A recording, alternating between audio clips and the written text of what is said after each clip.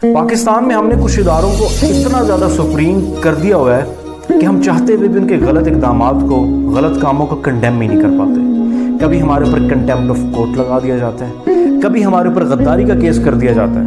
ہم چاہتے ہوئے بھی ان کے غلط کاموں کو کچھ بھی نہیں کہہ پاتے، کیونکہ ہمارے اوپر ادارے بڑے سپریم کر دیے ہوئے ہم نے۔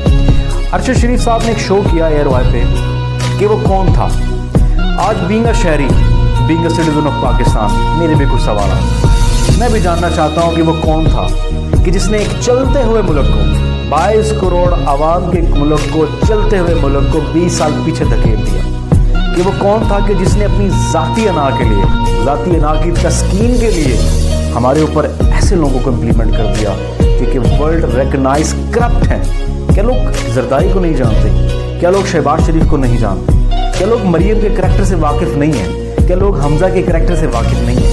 لیکن